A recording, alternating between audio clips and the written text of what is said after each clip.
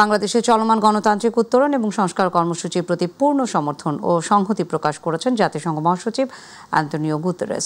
New ইয়র্কে জাতিসংঘের সদর দপ্তরে প্রধান উপদেষ্টা অধ্যাপক মোহাম্মদ ইউনূসের সঙ্গে এক বৈঠকে কথা জানান তিনি। প্রধান উপদেষ্টা প্রেস সচিব পরে এই বিষয়ে বিস্তারিত জানান। তিনি বলেন, প্রধান উপদেষ্টা জাতিসংঘ মহাসচিবকে জানান, অন্তর্বর্তী সরকার ইতোমধ্যে যে সংস্কারমুখী পদক্ষেপ নিয়েছে তা একটি অবাধ, সুষ্ঠু এবং শান্তিপূর্ণ নির্বাচন নিশ্চিত করার লক্ষ্যেই নেওয়া হয়েছে। তিনি আরও জানান, ক্ষমতাচ্যুত সরকার ও তাদের মিত্ররা দেশে অস্থিরতা সৃষ্টির জন্য বিভ্রান্তিকর প্রচার চালাচ্ছে। জবাবে গুতেরেস বাংলাদেশে গণতান্ত্রিক উত্তরণ ও সংস্কার কর্মসূচিতে জাতিসংঘের জোরালো সমর্থন পুনর্ব্যক্ত করেন। তিনি রোহিঙ্গা সংকটের দীর্ঘমেয়াদী সমাধানে জাতিসংঘের অব্যাহত অঙ্গীকারের কথাও তুলে ধরেন।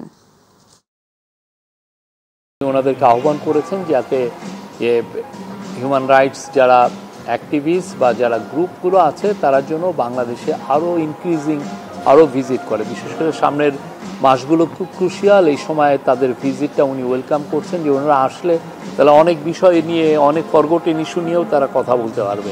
ইউএন সেক্রেটারি জেনারেল উনি জানিয়েছেন যে ওনার সাথে ইলেকশন নিয়ে কথা হয়, রোহিঙ্গা ক্রাইসিস নিয়ে কথা হয়, গ্লোবাল যে ট্রেডের কিছু ট্যারিফের যে প্রোটেকশনিজম সেগুলো নিয়ে কথা হয়।